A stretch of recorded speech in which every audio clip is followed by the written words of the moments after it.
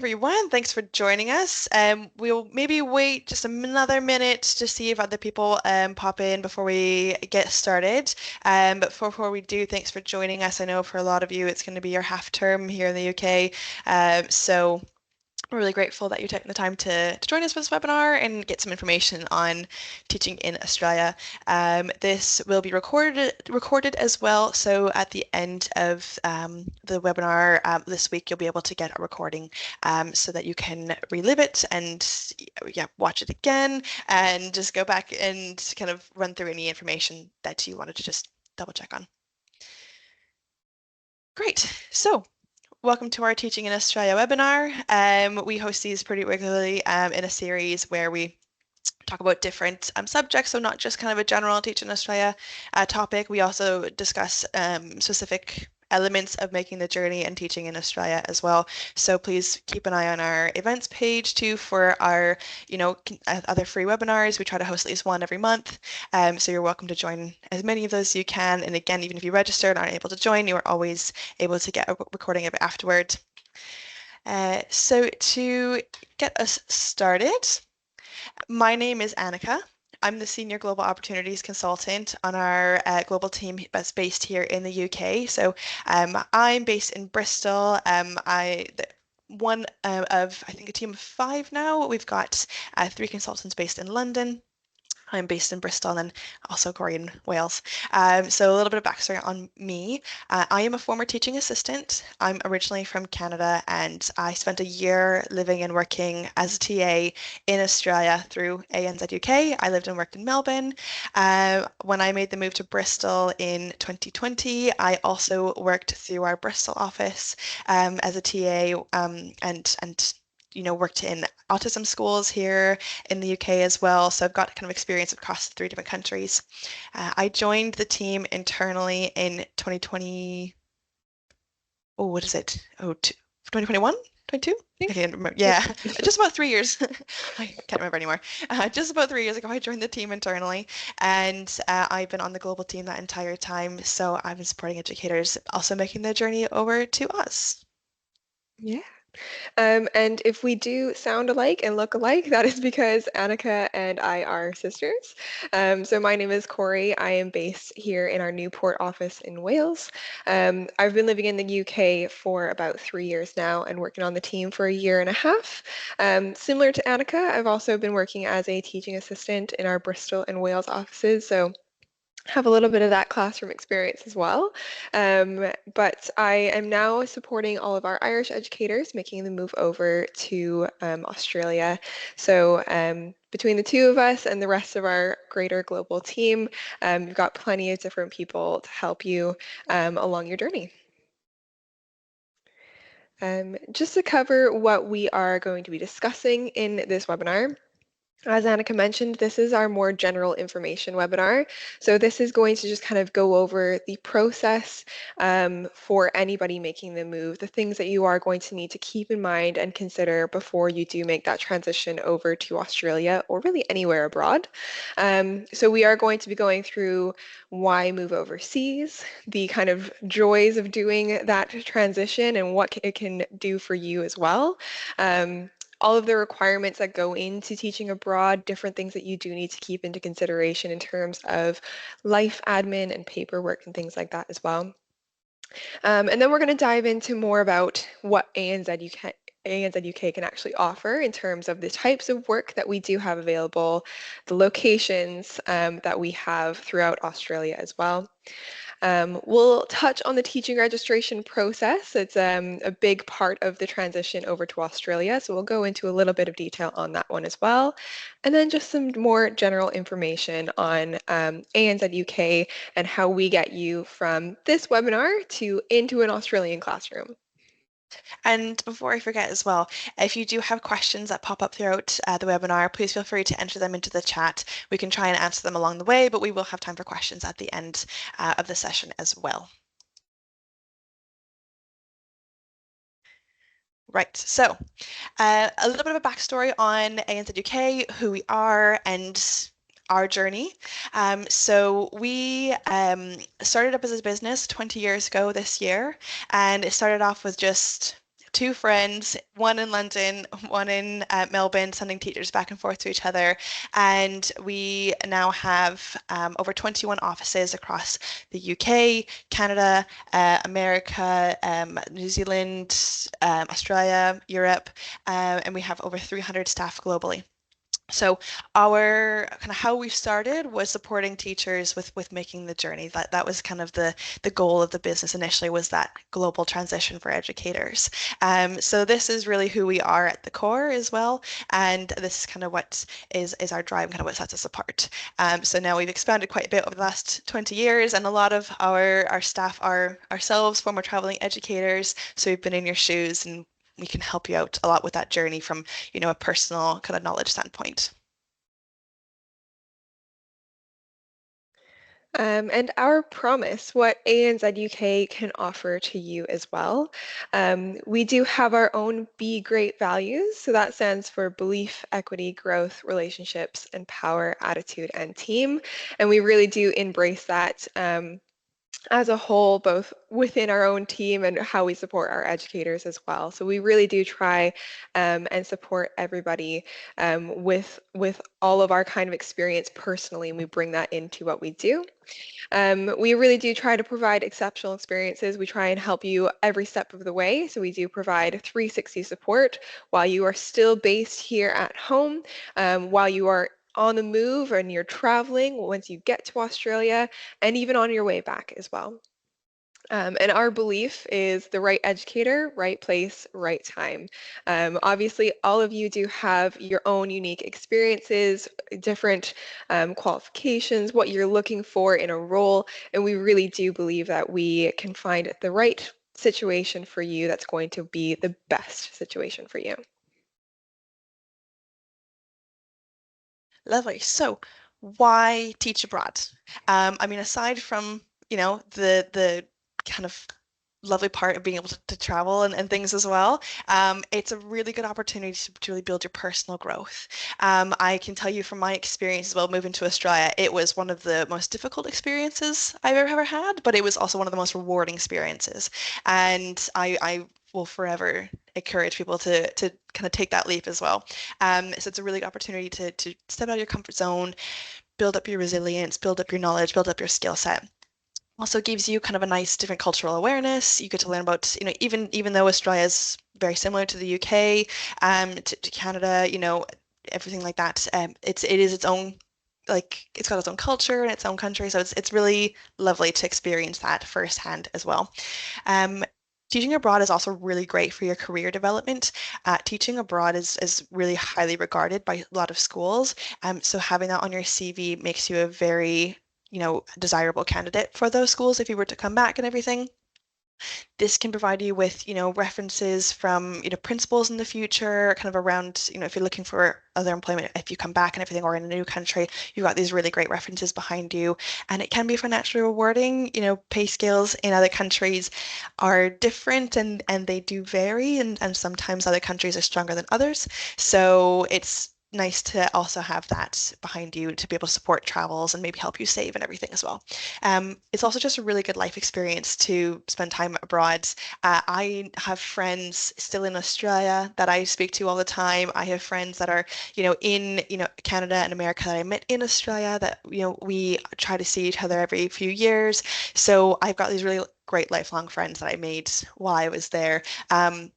Little bit of my personal story too. I actually met my husband while I was in Melbourne, hence now why I ended up in the UK. So you just never really know what's going to happen. There's also great expat communities. So I've had a lovely Canadian community supporting me when I was living in Melbourne. I know there's great Irish and British communities too. There's also European communities. So there's these people behind you and other traveling educators as well. They're supporting you who know what the journey is like that you can relate with and build these friendships with. So overall, a wonderful, yeah, jump to make and just a good experience to have under your belt. So in terms of making the transition over to Australia, we'll get into some of the nitty-gritty details now. So you do need a right to work within Australia, and that can look like a couple different options. So for most of our educators, for those under usually kind of 35, potentially under 31, depending what country you're from, you're most likely going to use a working holiday visa. That is has different kind of requirements and restrictions for different countries, which I'll talk about in a minute, but that's the most common visa that educators would travel on. That's what we would recommend using first, as long as you kind of it meets what you need. We do also see quite a few educators travel on a skilled worker visa, typically the 189 or 190 subclass visas. These are more in depth. These are more going to be for those who are looking to make the journey potentially with a family, or maybe they've been before and they want to, immigrate to Australia permanently. Those visas would be the best fit for you. So that's not what you would necessarily start on if you've not been to Australia before, or if you are traveling on your own, or maybe just with a friend or partner. The skilled worker visas maybe aren't the best fit initially, but they could work for you well down the line. And then we also see quite a few educators traveling on Australian or New Zealand passports. So they would kind of have different, working rights compared to others on, a skilled visa or a working holiday visa. With the working holiday visa, just to go into a little bit of detail with that briefly, if you are from the UK or Ireland, you can use that visa up until the age of 35. So you can apply for your visa up until the day you're 36. So that, inclusive of 35. You do have a couple years to use that visa. If you're on an Irish passport in particular or a Canadian passport, you will need to do some regional work. So like 3 months of regional work, working on remote hospitality or farms, fruit picking, things like that. You will need to do that to be able to gain another year beyond your first year. If you are traveling though on a UK passport, you will be able to access 3 years outright without needing to do any kind of regional work. So that's just been changed in the last year. That's been confirmed, like everything is kind of now fully in place as of July 2024. So that's how you would kind of use that and extend it based on your passport. Now we normally would recommend educators apply for this visa about 6 months prior to when you intend to arrive in Australia. The visa is processed quite quickly. In some circumstances, if you're applying kind of like as a pair, especially if you're traveling with your partner, we have seen that one partner will receive the visa immediately within about 5 minutes, and the other person might have to wait 8 weeks for theirs to come back. So typically, visa processes within a matter of minutes. It could potentially take up to 2 months, but we would say apply for the visa 6 months ahead of time anyways. When it is granted, you have 12 months to enter the country. And then once you enter Australia, that is when the visa activates. And then you start using that first year. So that's kind of the working holiday visa in a nutshell. When we speak to you individually as well about your circumstances, we can make sure you're aware of kind of any little tidbits that go along with it. We can make sure everything works well timeline-wise for you and everything. Now, if you're going to be traveling with a family or again looking to immigrate, a skilled visa is going to be your kind of best option. We can't unfortunately provide a whole lot of detail and support around those applications because we aren't registered migration agents. But if you do need advice on who to speak to, we have a couple options that we can give you. We work really closely with a migration agency called VisaGo Australia, so you are welcome to chat to them about that as well. And then once the visa is kind of in process, then we can provide more support on finding work. So to be able to teach, aside from, having those working rights for Australia, you do need to have recognized qualifications. So Australia requires that all teachers looking to obtain provisional registration, which is what any new teacher to Australia needs, you have to have 4 years of university education. So you need to have at least 1 year dedicated to studying education. So this, for a lot of our UK educators, looks like a 3-year undergrad with a 1-year PGCE. If you're from Ireland or Europe, you might have a 4-year Bachelor of Education degree. We do also see people who obtain, an undergrad and a master's of teaching. As long as the education part of your studies includes like in-school placements that are observed by the university. So you need to have a minimum of 45 days of placements in school, and you need to be observed by a teacher in the school every day, and you need to also be observed by someone from the uni. So in particular for UK-based educators, we do see that, there are alternative routes to PGCEs like a SCIT or Schools Direct or Teach First program. These alternative pathways aren't always accepted in Australia because it is a third party and not the university approving your placements. There are sometimes some ways around this, though it really depends on kind of where you're looking to go and all the details of your qualifications. So this is something that we can speak to you about in more detail when we speak to you individually, because it is kind of done on an individual basis and assessed on an individual basis. So at a minimum, though, you need to have 4 years of tertiary study with at least 1 year dedicated to education, and you need to have a minimum of 45 days of placements in school during that course.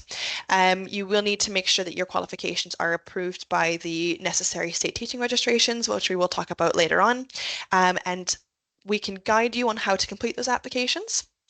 Unfortunately, we don't need to, or unfortunately, we aren't able to give you information on kind of what the registrations will say. We can kind of give you an idea of like your qualifications might be all right, like, or no, we've seen these qualifications get approved dozens of times, you'll be fine, but we can't say for certain ever really what they're going to say.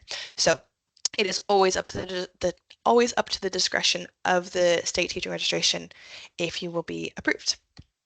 I did see a question pop up as well that I wanted to answer quickly. Do you need to have 2 years of teaching experience before going to Australia? No, so you don't need to have any teaching experience under your belt before you go to Australia. I know here in the UK as well, we need to complete 2 ECT years. You do not need to have those finished to teach in Australia. That is just a UK thing. You could make the journey over as a new grad. We support lots of educators who finish their PGCEs in, June, and then they arrive in Australia the following January. That's absolutely fine. You would need experience to gain potentially a skilled worker visa, or you may need, or potentially even to gain like sponsorship. You might need some experience as well. So yeah, you don't need to have anything to kind of start there, at least on the working holiday visa. Yeah. If you're coming from Scotland, though, and you have your probation year finished, then you're absolutely fine to make the transition over to Australia. Again, you can come straight out of university and go over to Australia, and there's no issues that way. One thing to keep in mind, though, is if there is a time limit on when you need to finish your probation year or your ECT or your Droichead if you're in Ireland, do keep that in mind and factor that in. If you are planning on going to Australia for the next 5 years, but you have to complete your ECT within the next 3, then it might be best to finish that first and then go abroad. And it's going to depend on everybody's scenario, so we can absolutely speak to you directly about this as well, and just make sure, everything, like the process and the timeline fits your journey. Great. Amazing. So the type of work options that we actually do have available in Australia.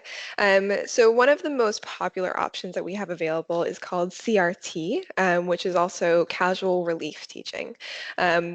Some people call it supply substitute teaching. It's all basically the same thing.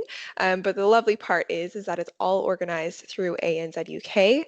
We essentially do a little bit of matchmaking behind the scenes, and we pair you with the school that is going to suit your kind of experience, your qualifications, what it is that you're looking for in a school and a role.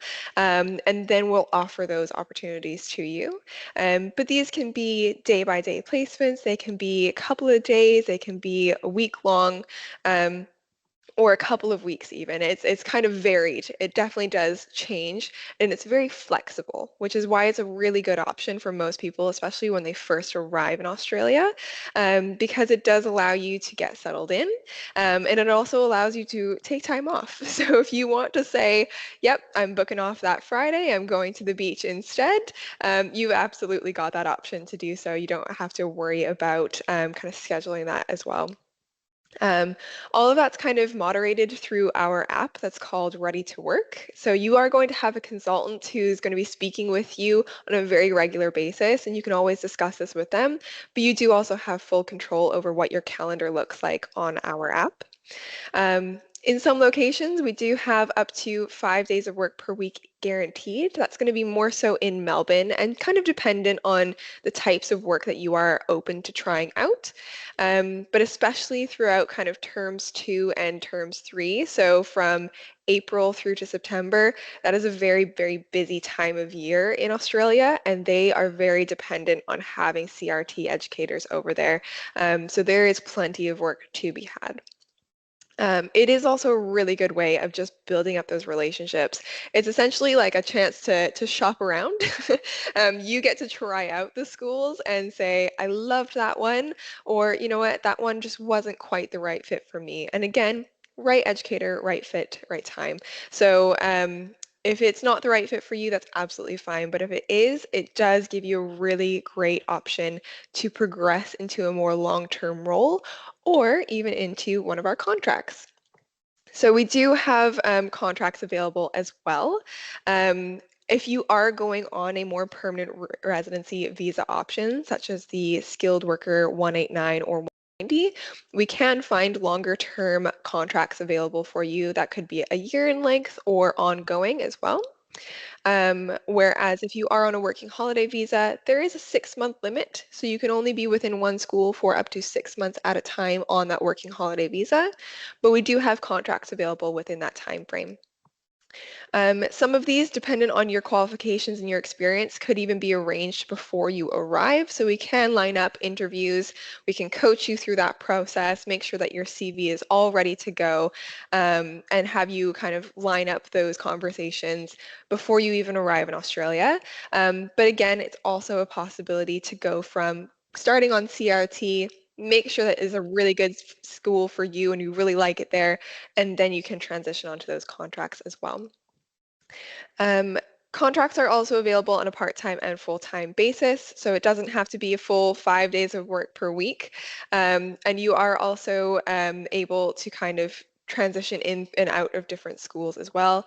They are most readily available for both secondary teachers and SEN teachers, but we do have other opportunities that pop up along the way as well. And one thing to note as well is that typically you do need to have your visa approved before a role is granted. So whether you're going to be starting on a working holiday and then maybe transitioning to a skilled visa when you get there, or if you're going to start with a skilled visa, you do need to have the visa first before the role pops up. Sometimes there are special initiatives run through certain states where you might be able to obtain a visa through the school granting you a job. But for the most part, you do need to have that visa approved initially. And yes, the CRT Yeah, teaching that's rate. that's Yeah. starting right there for the CRT. In Melbourne in particular, that has actually just gone up to a minimum rate of 398 Australian dollars per day as the starting rate. So if you were to move over to Melbourne as a new graduate, that is the kind of the minimum fee that we are able to pay. Sydney is very, very similar to that rate as well. Most states are fairly equivalent, but it does also factor in cost of living. So where Sydney might be a little bit more expensive to live in, their rate is typically a little bit higher as a starting rate. But as a kind of standard, 398 Australian dollars a day is the starting rate. And you are paid to scale based on experience and qualifications. There are some documents that you can gather to help make sure that you get paid to scale, which we can talk about with you, and the teams in Australia talk about with you as well. So that's, yeah, kind of just what to expect at a minimum, and then from there, yeah, you'll be paid to scale. Right. So in terms of locations and what's available in each area, Victoria and New South Wales are definitely our kind of most popular states, and the states kind of have the most opportunities going there. So they have the biggest offices as well. Melbourne is our hub. That's where our first Australian office was based. So we have multiple offices in Melbourne and in Geelong as well, near Melbourne. So there's big teams there, lots of connections with schools there. Same as Sydney. They have quite a lot of connections there too. So they're our two biggest teams. You're going to find a lot of CRT work available there, and that's going to be within kind of the early childhood sector, primary, secondary, SEN schools. They do also offer in Victoria only teaching assisting opportunities. So that's where I myself had my experience working as a TA in Melbourne. Unfortunately, there aren't teaching assistant opportunities available in Sydney, but we can support those in Victoria. There are contract and permanent opportunities as well within both states, again, across early childhood, primary, secondary, SEN, as well, kind of dependent on visas and everything. But we can speak with that with you in detail when we chat. We also offer regional contracts. So there are schools that are kind of, without the kind of greater city limits that do offer contracts. Sometimes they might, also kind of reimburse for like needing to stay out there or potentially, covering petrol costs and stuff. So they can be, good options to consider especially if you've got a car. In each of these cities, there's really good access to public transit. You wouldn't need to have a car to be able to get around. You could definitely use the train and the tram to get there. These are really the best locations for educators who are on a working holiday, who, regardless if you want kind of more, casual leave teaching or contract work, these are going to be where you're going to find the best opportunities for you and the most work going for you as well. One thing I will point out as well in New South Wales, just to touch on that really quickly, in kind of just outside of the Sydney area, there are regional contracts available for primary educators. It's kind of geared more towards working holiday visa holders. So we are having more schools pop up who are actually willing to bring educators out. They will sort out your accommodation for you, and then you can work on contract for 1 to 2 terms at a time in those schools. So it can be a really great option if you are looking for really consistent work, you really want to be kind of saving up some money. Probably going to involve a little bit less time for travel if you do want to be taking holidays quite regularly, but it can be a great option to save up for those kind of opportunities as well. Now, our other states do include Western Australia, South Australia, and Queensland. And we group these ones together because they are slightly different than Victoria and New South Wales. All three of these states are actually contract-only states for ANZ UK and agencies like us. That's because the government tends to run the casual teaching opportunities in those locations. So agencies like ourselves don't have opportunity to provide you with those types of roles. There are still casual opportunities if you are looking to work in early childhood. You can pretty much go anywhere in Australia and work casually or full-time as an early childhood educator. But if you are within the secondary or SEN areas, then we can support you with contract roles in those locations. Now, you'll notice I left out the primary opportunities there. We do have much more of a limited kind of capacity for primary roles in those locations because it is quite competitive in those areas.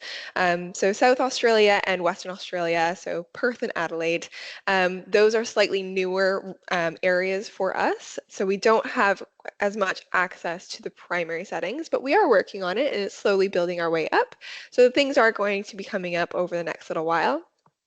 But we do have plenty of secondary opportunities available. And if you're open to trying out SEN, we can definitely look at that as well. In Queensland in particular and the Brisbane area, we do have things in Metro Brisbane, just outside of the city as well. Less so in the Sunshine and Gold Coast, though. I know that those are really highly sought after areas, but they're also highly sought after for Australians, for a lot of other educators. So it's very, very competitive to get roles in those areas. If you are willing to commute though and get a car, it can be a little bit more easy to maybe live in one of those locations and travel to a different school. But we do have some contracts available in Brisbane for working holiday visa holders in particular. There are some schools that we have agreements with who are very interested in getting educators in, again, for 1 to 2 terms at a time. And then you can kind of rotate over to the other school or schools that we do have on that roster as well. In kind of Adelaide and Perth, if you are on a working holiday visa, there are contracts available for educators who are, again, more on the secondary basis, especially highly sought after subjects like in STEM. They're slightly less available if you are going to be more in things like, drama or something that's a little bit more niche, I suppose. But the more general subjects like maths, English, sciences, anything like that, we do have more of those contracts available for working holiday visa holders. Or if you are, again, going on one of those skilled worker visas and we can get you a role for a year at a time, there is going to be a lot more options available to you.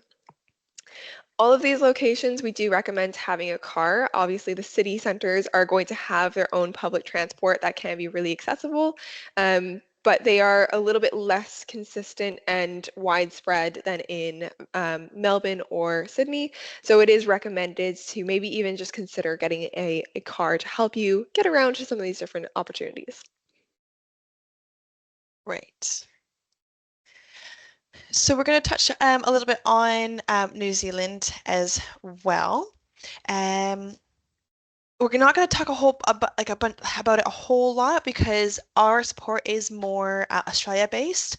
If you want to make the transition to New Zealand, we do have a consultant that is based there and would speak to you. So she does the same role. Her name is Lauren. She does the same role as we do, but she would speak to you kind of from New Zealand.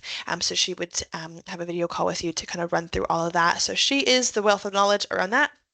This is just a little bit of an intro into kind of what would be involved. So it's very similar. Getting to Australia is very similar in terms of like getting to Australia as well. Really, the working holiday visa is probably going to be your best option to get there initially. It is it's run differently from the Australian working holiday visa. So different passports have different lengths that they can stay for. So you can stay anywhere from kind of 12 to 36 months depending on what passport you hold.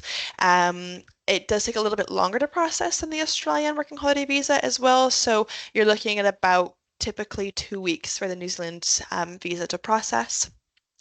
Our support is based mostly within Auckland, Wellington, and Christchurch, so mostly North Island.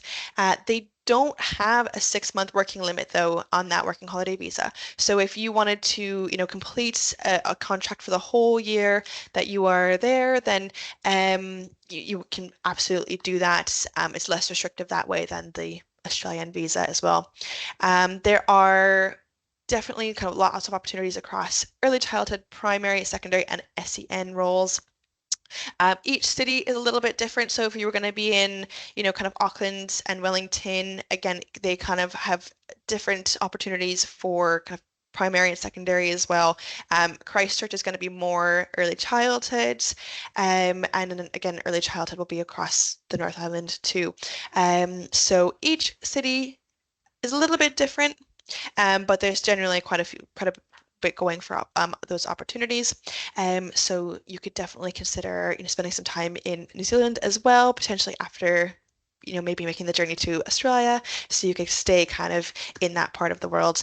So if you do want some more information, you can absolutely let us know, and we can pass your CV on to our colleague Lauren in New Zealand, and then she can chat to you about how we support with opportunities there.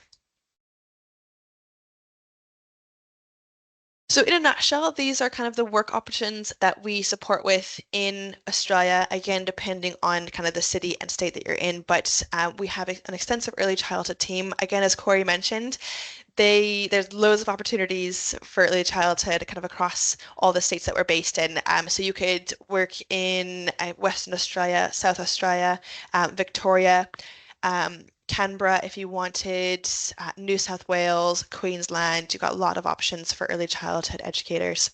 For the teaching roles, again, that's going to be kind of more Western Australia, South Australia, Victoria, New South Wales, Queensland, and again, dependent on what you teach, the opportunity is going to depend on kind of on each state as well.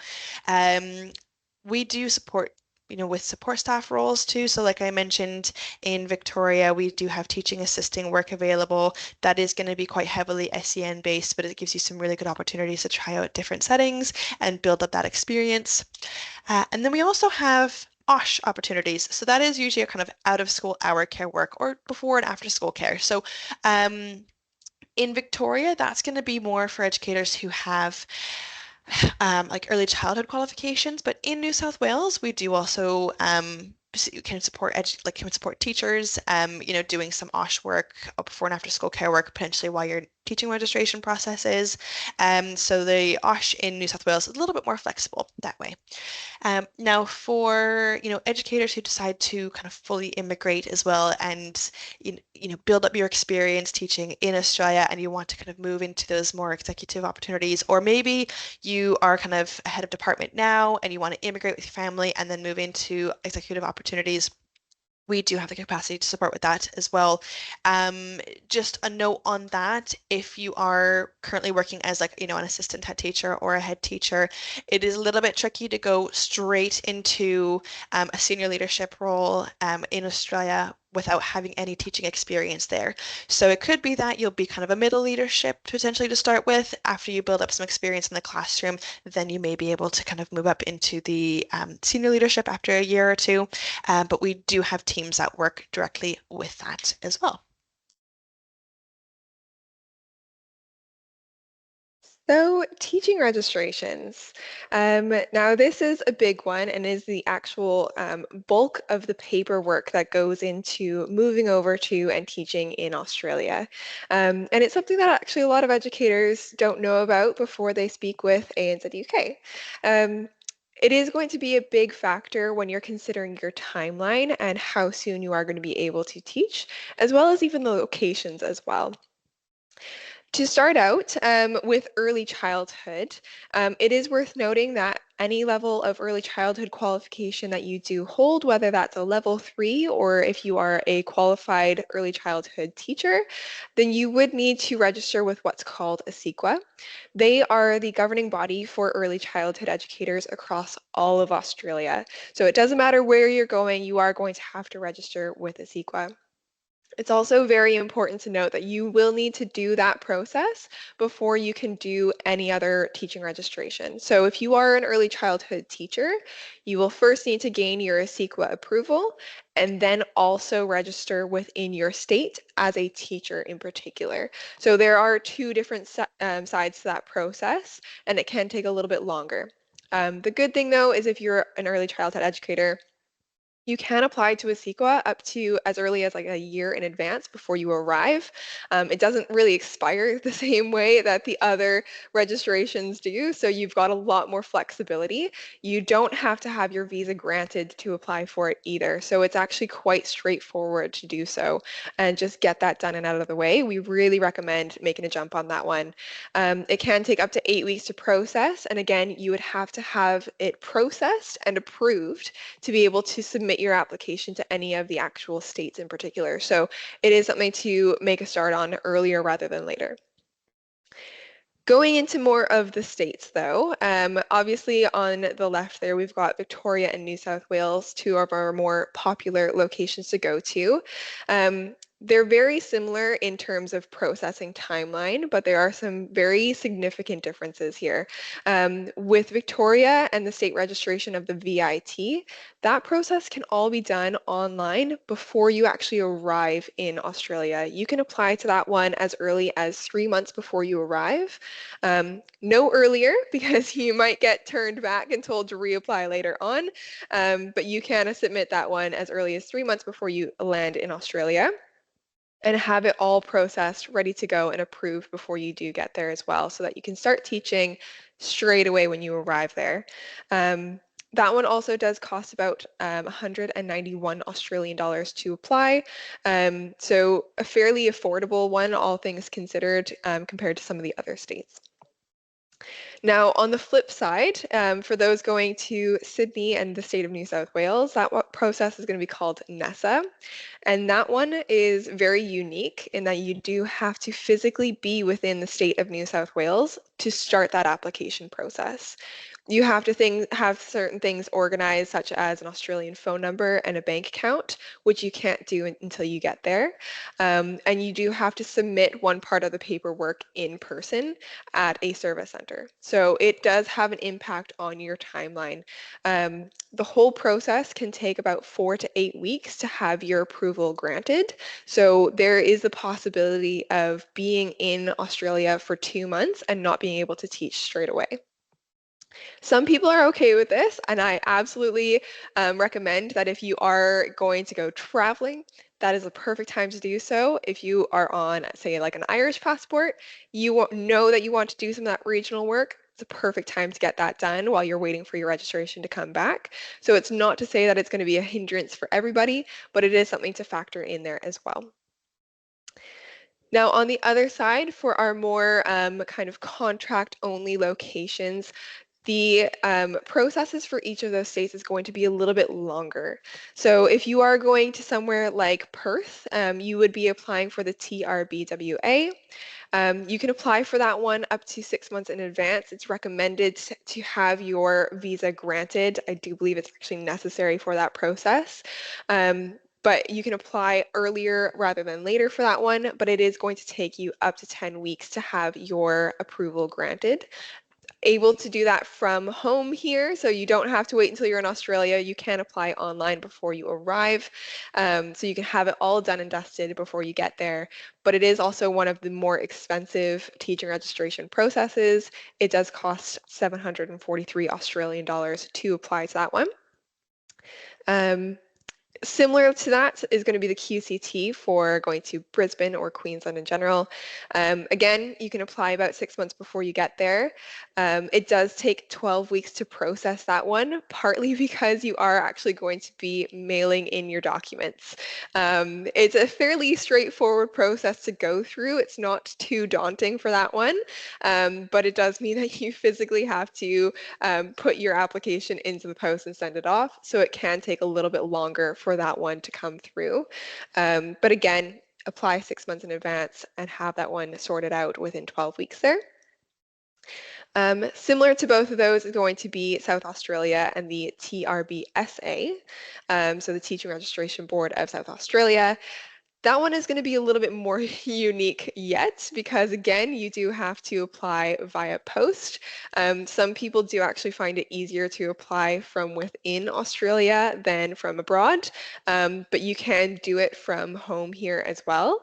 But again, it's going to include, the mailing time of sending your application off. It's a little bit quicker to come back. It does process within about 6 weeks, but that's not usually including the mailing time. So do factor that one in as well. Great, and then just a couple of questions have come through about the registrations and everything as well. So we'll kind of run through those really quickly. So there's a question around New South Wales. If you were to head there and ideally with like a contract and work lined up kind of ahead of time, being that you have to do your registration once you arrive, is that possible? And yes, we have seen that it is possible for educators to obtain a contract still before they arrive in New South Wales. It'll be kind of dependent on ensuring that your registration goes through and is processed, is approved essentially. Now we can give you kind of an idea around, if you have like a traditional PGCE done with a 3-year undergrad, we could tell you, yeah, you're not going to have any issues. That's absolutely fine. If you do have qualifications, they're a little bit more alternative. We might need to say, yeah, we'll have to kind of wait and see on how those are processed before we kind of jump into getting something secured. So it really kind of depends on your individual circumstances, but we have seen that, everything going all right with your registration, it is actually possible to also get work lined up ahead of time.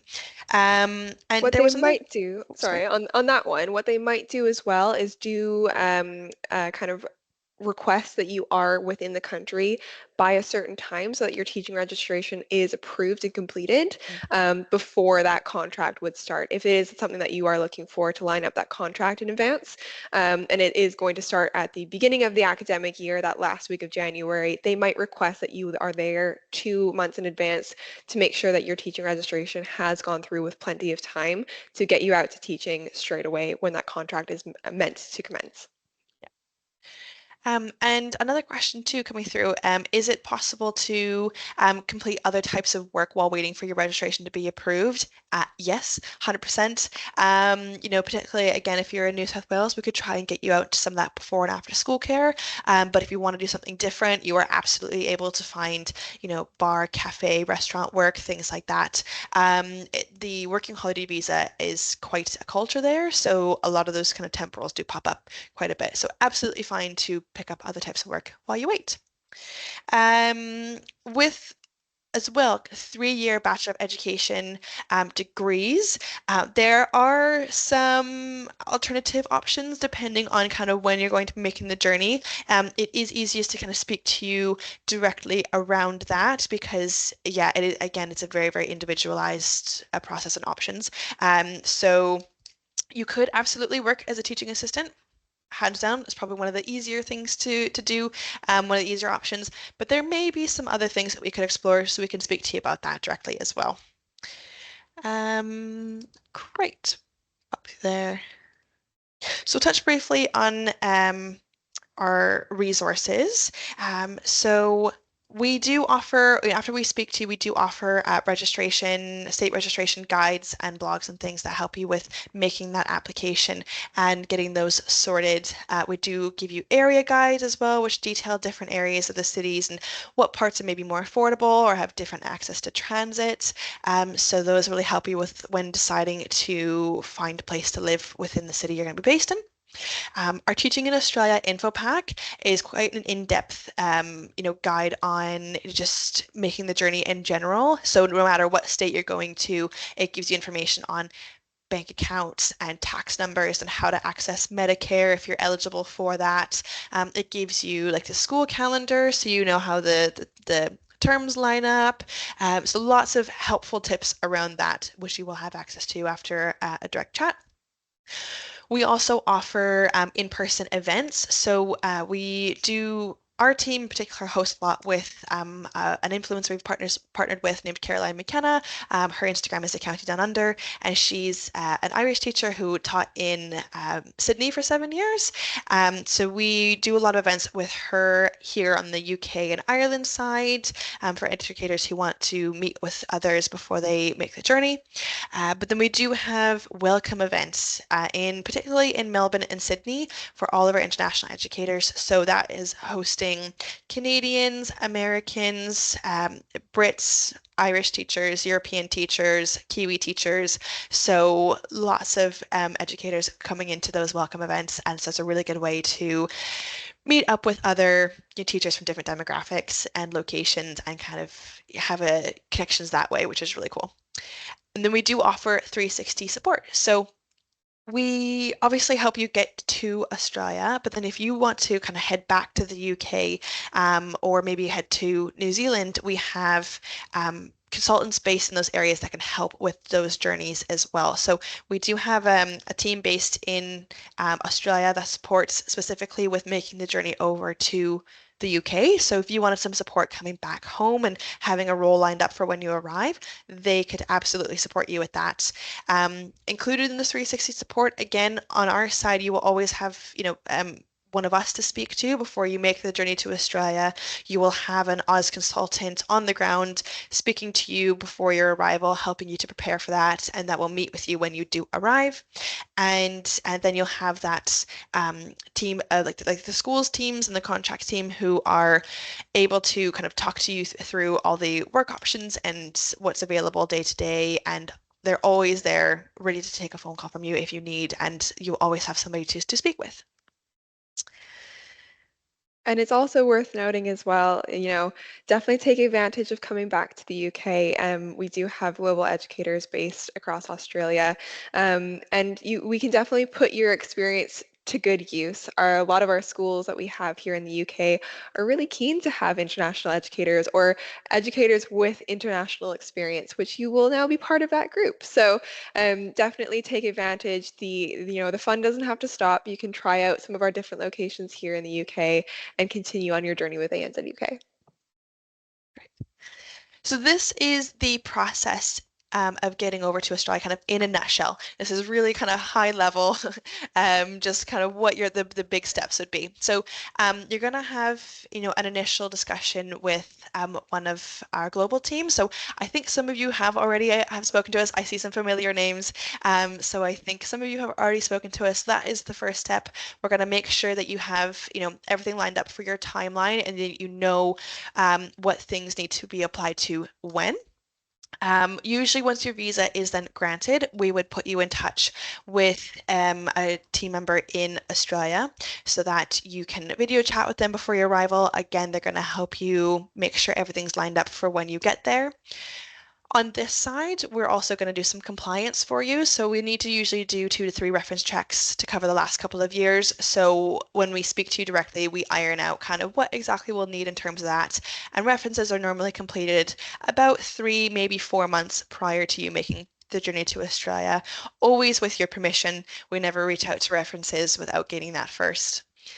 After that step, that is when you're going to, make the journey over to Australia. You're going to arrive in your chosen destination and you're going to meet with that team member who's been supporting you on the outside kind of pre-arrival. So they're going to have you come into the office to finish your registration with them, and they're going to make sure that you are good to go on our system. They've seen everything that they need to see, and then they're going to clear you for work. From there, you're going to be set up with a team that looks out for the area that you are based in. So, for example, if you are based in kind of the west of Melbourne, maybe you're living in Footscray and wanting to work in the western suburbs, there would be a team that supports that area compared to one of the other teams that supports somebody living in like South Yarra, in the kind of the southeastern suburbs. So you're going to be connected to the team that helps you kind of look for work in your particular area, and then you're always going to have someone that you can speak to about opportunities, any questions you have, and we're going to make sure you're then out into the classroom. So kind of high level, that's the general process of getting over to Australia through us. So we're going to go through some of your questions as well now. I know Corey's been answering quite a few in the chat, which has been really helpful. Just to jump on one here that I saw that I think is a really great question, is when do you need to arrive? So a lot of educators do believe that they need to get there in January of every year to start for the beginning of the academic year. But it's not true, actually. You don't need to get there for the start of the year. You can actually arrive in Australia pretty much any time of year that you would like. It is worth noting, of course, that there are going to be certain peaks and dips throughout the year, just like there are here in the UK for when you are finding roles. However, very, very popular times to arrive are going to be either in January or in the summer months. So if you arrive in, say, like July and August, that's a really great time to get there as well.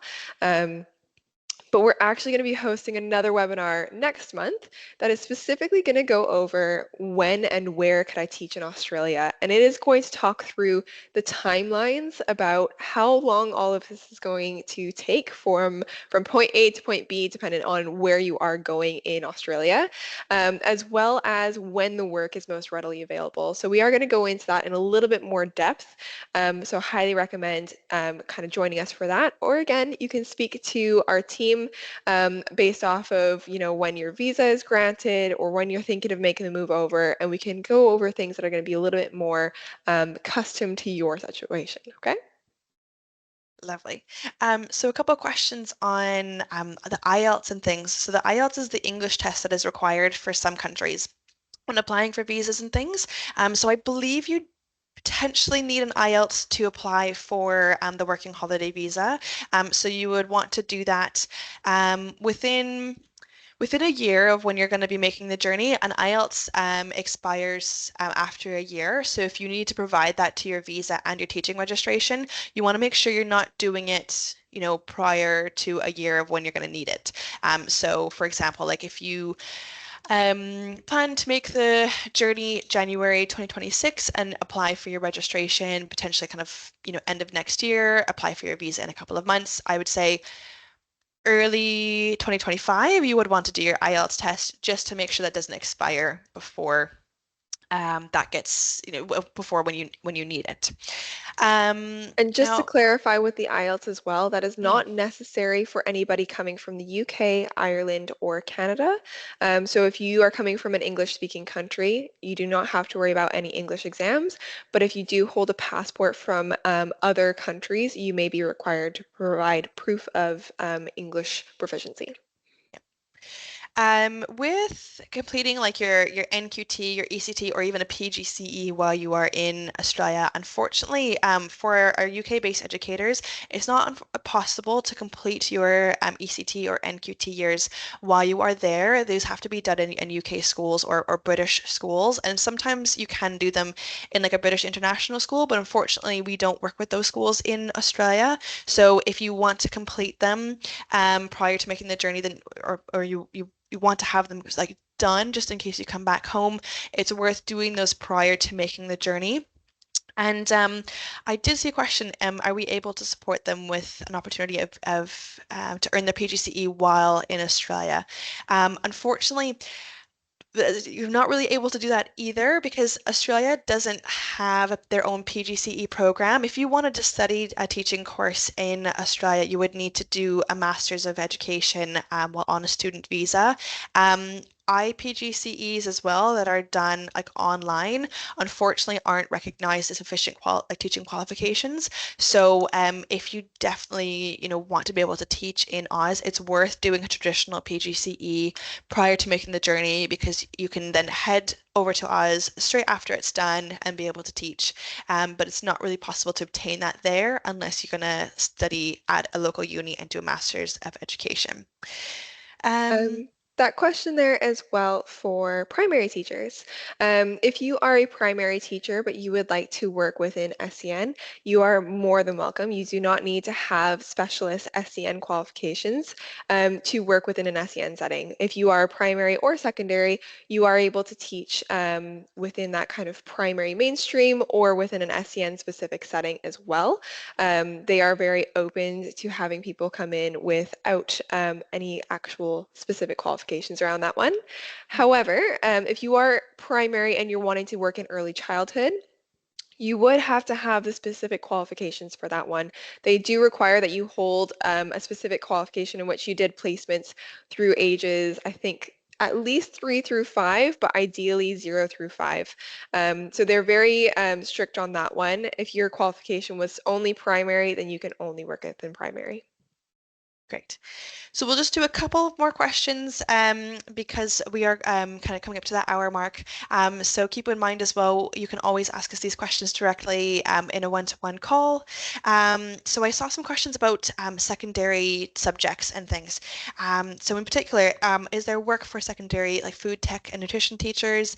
Absolutely. That's going to be more particularly based across Melbourne and Sydney, but this ties in really well to another question I saw where it was asking if, schools in Australia also kind of get you to teach other subjects that you maybe aren't trained in, and absolutely. That like if you're willing to give it a go, or if you kind of had a little bit of experience, like maybe you are qualified in English, but you've done a little bit of RE, they are very happy for you to work across multiple subjects. They prefer it if you will work across multiple subjects too. So going back to kind of specific like work for, for example, the food tech teacher, you may just also be expected to do some kind of support in other potentially humanities subjects or do some kind of general cover.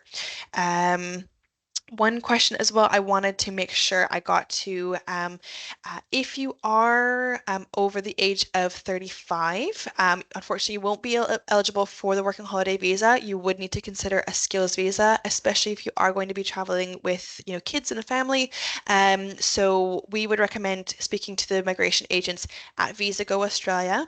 But after our chat, or after the webinar, we'll send you the link to this recording and there'll be a way for you to speak to us directly so we can then give you some information too. You can always email me as well for that information about Visa Go, a link to the website, and we can provide that to you as well to help you with that process.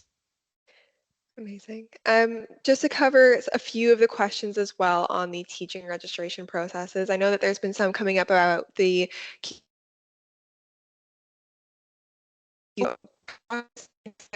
um, for that one, it is worth noting that we do have blogs that go over all of this. So when you speak to us, we're going to be able to discuss your circumstances in particular and what's going to work best for you. But we do have blogs on our website, such as the VIT Top Tips blog, the New South Wales Top Tip blog, and a few other ones, of course, as well. And they're going to go through all of the qualification documents that you need, what type of document. So if it's the original, if it's a certified copy, usually you don't have to use the original documents. You won't actually have to hand those over and let go of your certificate forever. Don't worry about that. But we do have all of these kind of resources to list out all of the documentations that you're going to need as an international applicant. Brilliant.